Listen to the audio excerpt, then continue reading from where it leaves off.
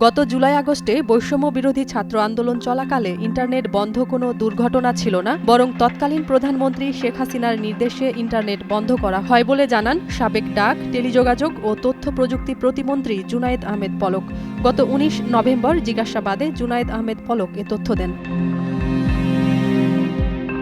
তবে এবার পলককে দেখা গেল ভিন্ন দৃশ্যে। মানবতা বিরোধী অপরাধের অভিযোগে দায়ের করা মামলায় সাবেক প্রতিমন্ত্রী জুনায়েদ আহমেদ পলক সহ মোট ১৬ জনকে ১৮ ফেব্রুয়ারি আন্তর্জাতিক অপরাধ ট্রাইব্যুনালে হাজির করানো হয়। ট্রাইব্যুনাল থেকে বেরিয়ে যাওয়ার সময় উপস্থিত সাংবাদিকরা তাদের কুশল জানতে চান। অনেকেই ব্যঙ্গ করে অনেক কথাই বলেন। এ সময় জুনায়েদ আহমেদ পলক সাংবাদিকদের উদ্দেশ্যে বলেন, লড়াই করে বাঁচতে হবে, বঙ্গবন্ধু শিখিয়ে গেছেন।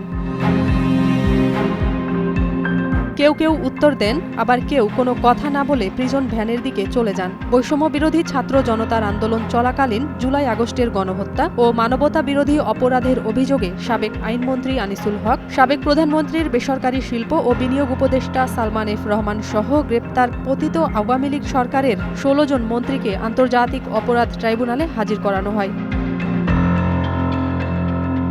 জুলাই-আগস্ট গণহত্যার ঘটনায় ভারতে পালিয়ে যাওয়া স্বৈর শাসক শেখ হাসিনার মন্ত্রিপরিষদের বেশ কয়েকজন সদস্যের বিরুদ্ধে আন্তর্জাতিক অপরাধ ট্রাইব্যুনালে মামলা দায়ের করা হয়। আদালত আগামী ২০ এপ্রিলের মধ্যে তাদের বিরুদ্ধে প্রতিবেদন দাখিলের নির্দেশ দেন। আদালতের নির্দেশের পর তাদের প্রিজন ভ্যানে করে কারাগারে নিয়ে যাওয়া হয়।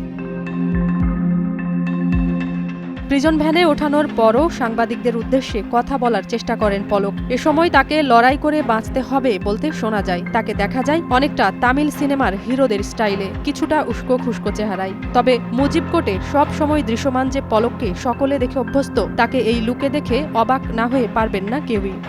নাজিয়াত রুনা, নয়া দিগন্ত।